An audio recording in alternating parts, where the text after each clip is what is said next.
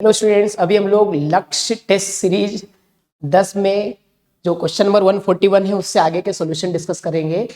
तो पहला क्वेश्चन दिया है प्लासिटी इन प्लांट ग्रोथ मींस। तो प्लासिटी का मतलब होता है कि जो प्लांट्स वगैरह है उनके अंदर डेवलपमेंट की स्टेज के अकॉर्डिंग या इन्वायरमेंट चेंज के अकॉर्डिंग जो प्लांट में चेंजेस आते हैं उनके लीफ स्ट्रक्चर में या उनके प्लांट के बाकी पार्ट्स के स्ट्रक्चर में, उस एबिलिटी को कहा जाता है प्लास्टिसिटी। ठीक है, तो यहां पर ऑप्शन दिया है सेकेंड वाला, plant development is dependent on the environment. तो इन्वायरमेंट के अकॉर्डिंग जो प्लांट में चेंज आते हैं उनको अपन बोलते हैं प्लास्टिसिटी।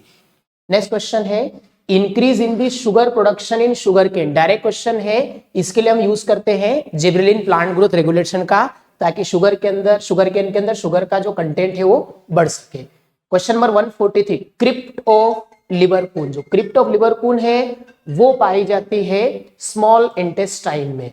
तो ये स्मॉल इंटेस्टाइन की ग्लैंड्स होती है जो कि इंटेस्टाइनल जूस सीक्रेट करती है, जिसको सकस इंटेरिकस कहा जाता है। और इस सकस इंटेरिकस में होते हैं अलग अलग टाइप के डाइजेस्टिव एंजाइम्स। तो पेनक्रियाज गलत हो जाएगा, small intestine and secret digestive enzyme. तो इसका जो सही आंसर आएगा वो आएगा बी। नेक्स्ट क्वेश्चन है dental formula of human being. अब ह्यूमन बीइंग लिखा मींस आपको एडल्ट ह्यूमन का डेंटल फॉर्मूला बताना है। तो बिल्कुल सिंपल है, 2 1 2 3 2 1 2 3। ये इंसीजर, कैनाइन, प्रीमोलर और molar.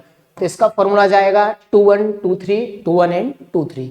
Next question, oxygen haemoglobin dissociation curve will show a right shift in case of. तो अगर अपन ऑक्सीजन हीमोग्लोबिन डिसोसिएशन की बात करें तो इस वाले शिफ्ट को हम बोलते हैं राइट शिफ्ट और ऊपर वाले शिफ्ट को हम बोलते हैं लेफ्ट शिफ्ट। राइट शिफ्ट जो है वो इंडिकेट करता है डिसोसिएशन को और लेफ्ट शिफ्ट जो है वो इंक्रीज इन बाइंडिंग यानी एसोसिएशन को इंडिकेट करता है। ये देखा जाता है लंग्स की कंडीशन में और ये देखा जाता है टिश्यू की कंडीशन में। तो पहला दिया है अगर CO2 बढ़ जाती है, तो ऑब्वियसली अगर CO2 बढ़ जाएगी जो कि कहां ज्यादा होती है टिश्यू के लेवल पर, तो इसके कारण oxygen haemoglobin dissociation curve right shift हो जाएगा, मतलब दोनों का डिसोसिएशन हो जाता है। तो ये स्टेटमेंट बिल्कुल सही है। बाकी ऑप्शन चेक कर लेते हैं। हाई PO2 बढ़ने पर एसोसिएशन होता है, लो PCO2 ये भी सेम है। नेक्स्ट है लो H+ कंसेंट्रेशन। तो H+ कंसेंट्रेशन CO2 के रिलेटेड होती है, जब CO2 बढ़ेंगे तो H+ भी बढ़ेगा। तो इसका जो सही आंसर आएगा वो आएगा हमारा हाई PCO2 जो कि डिसोसिएशन करवाएगा टिश्यू लेवल पर। नेक्स्ट क्वेश्चन है मैच द कॉलम।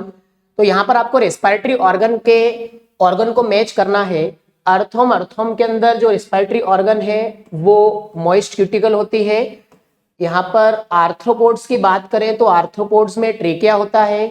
फिश जो है, फिश के अंदर गिल्स होते हैं और रेप्टाइल्स बर्ड्स में लंग्स होते हैं। तो हमारा जो मैच आना चाहिए वो आना चाहिए 1 4 2 3। तो इसका आंसर आएगा बी। ठीक है, next question, prothrombin required for the blood clotting. तो प्रोथ्रोम्बिन एक इनेक्टिव एंजाइम होता है यानी कि जाइमोजन प्रो एंजाइम होता है जो कि क्लॉटिंग के लिए जरूरी होता है। और जो भी क्लॉटिंग एंजाइम्स होते हैं most of the clotting factors are synthesised in the liver. तो प्रोथ्रोम्बिन का जो सिंथेसिस है वो भी कहां होता है, लिवर में होता है। Next question, which of the following blood cell is involved in the antibody production. Simple question है, एंटीबॉडी बनाने का काम बी लिम्फोसाइट्स करती है। ठीक है, बी लिम्फोसाइट प्लाज्मा से में मॉडिफाई होते हैं, डिफरेंशिएट होती है, उसके थ्रू बनती है antibodies. Next question, ECG depicts the depolarisation repolarisation process during the cardiac cycle. In ECG which of the following wave is not represented। तो अगर हम ECG की बात करें तो ये पहली wave P Q R S और ये T wave P Q R S T ये वेव्स होती है। जो P वेव है वो एट्रियल डीपोलराइजेशन यानी एट्रियल कॉन्ट्रैक्शन को इंडिकेट करती है, ये वाला। नेक्स्ट जो QRS वेव होती है वो वेंट्रिकल के डीपोलराइजेशन को यानी वेंट्रिकल के कॉन्ट्रैक्शन को इंडिकेट करती है। जो थर्ड वेव है T वेव वो वेंट्रिकल के रिलैक्सेशन यानी वेंट्रिकल के रीपोलराइजेशन को इंडिकेट करती है। तो यहाँ पर 3 वेव जो है 3 अलग स्टेज बता रही है, लेकिन रीपोलराइजेशन ऑफ वेंट्रिकल के लिए पर्टिकुलर कोई वेव नहीं है, क्योंकि रीपोलराइजेशन ऑफ वेंट्रिकल जो है वो कहीं ना कहीं छुपा होता है QRS और T के बीच में। तो कोई पर्टिकुलर वेव रिपोलराइजेशन के इंडिकेट नहीं करती और यही क्वेश्चन हमसे पूछा गया है कि कौन सी वेव इंडिकेट नहीं होती, तो कौन सा फेज इंडिकेट नहीं होगा, रिपोलराइजेशन। तो हमारा आंसर आएगा रिपोलराइजेशन। नेक्स्ट क्वेश्चन है column of बर्टीनी in the kidney of mammals. तो कॉलम बर्टीनी बेसिकली क्या होते हैं, जो किडनी में दो अलग अलग पार्ट है, कॉर्टेक्स और मेडुला। तो जो बाहर वाला पार्ट है कॉर्टेक्स, वो कॉर्टेक्स मेडुला के अंदर एंटर करता है और ये जो अंदर एंट्री के कारण कॉलम बनते हैं, इन्हीं कॉलम को कहा जाता है कॉलम ऑफ बर्टीनी। तो these are the extension of the cortex in the medulla. तो ये आएगा पहला option, cortex in the medulla, these are called column of Bertini. Next question, a fall in the glomerular filtration rate. तो अगर GFR fall होती है, यानी कि किडनी में ब्लड फ्लो जो है वो कम हो गया है, बॉडी में फ्लूइड का अमाउंट कम हो गया, तो उसके कारण एक्टिवेट होता है हमारा रेनिन एंजियोटेंसिनोजन एल्डोस्टेरोन सिस्टम, रास सिस्टम। और इस रास सिस्टम को एक्टिवेट करने के लिए सबसे पहले आता है रेनिन, और ये रेनिन आता है जक्स्ट्रा ग्लोमेरुलर सेल से, जो कि रास सिस्टम को एक्टिवेट करेगा ताकि बॉडी में फ्लूइड का बैलेंस हो सके और जीएफआर को इंक्रीज किया जा सके। तो इसका जो हमारा आंसर आएगा, पहला ऑप्शन दिया है juxtaglomerular cell with secrete renin, और ये रेनिन स्टार्ट करेगा रास सिस्टम को। नेक्स्ट क्वेश्चन है पीएच ऑफ ह्यूमन यूरिन। तो डायरेक्ट क्वेश्चन पूछा, ह्यूमन यूरिन का जो पीएच होता है, फैक्ट याद रखना है आपको, ह्यूमन यूरिन का जो नॉर्मल पीएच वो होता है 6, means it is acidic. Next question है the condition of accumulation of urea in the blood. अगर ब्लड में यूरिया का अमाउंट बढ़ जाता है तो this condition is called uraemia.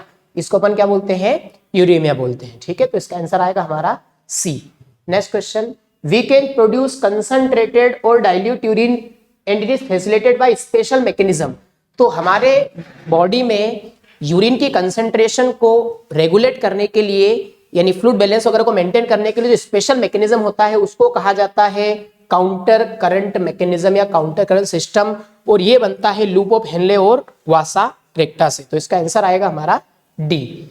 Next question है, यहां पर मैच करना है, तो बोन्स के नंबर दिए हुए हैं और उसको मैच करना है। तो रिब्स जो है वो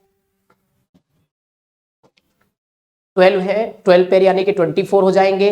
हैंड लिम्स में 30 बोन होती है। क्रेनियम जो है वो 8 बोन से बना होता है।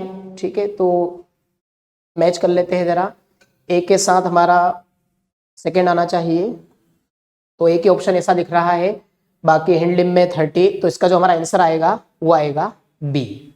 नेक्स्ट क्वेश्चन है मैच द कॉलम। तो यहां पर भी आपको मैच करना है, अलग अलग टाइप के जॉइंट दिए हुए हैं और बताया गया कि कौन से जॉइंट किस तरह के होते हैं। तो जो सैडल जॉइंट है, सैडल जॉइंट का एग्जांपल है कार्पो मेटाकार्पल जॉइंट। जो कार्पस और मेटाकार्पल बोन्स होती है, इनके बीच जो जॉइंट मिलता है वो कौन सा होता है, कार्पो मेटाकार्पल जॉइंट होता है। जो ग्लाइडिंग जॉइंट्स होता है वो पाया जाता है टार्सल बोन्स के बीच में, जो पैर की टार्सल बोन्स है इनके बीच में होता है gliding joint. Hinge joint elbow और नी में मिलता है, तो इसका जो मैच आएगा हमारा नी जॉइंट आएगा। तो हमारा जो आंसर आना चाहिए वो 2, 3 और 4, तो इसका हमारा आंसर आएगा बी। ठीक है, next question, which of the following cell are associated with identification of the colour in bright light.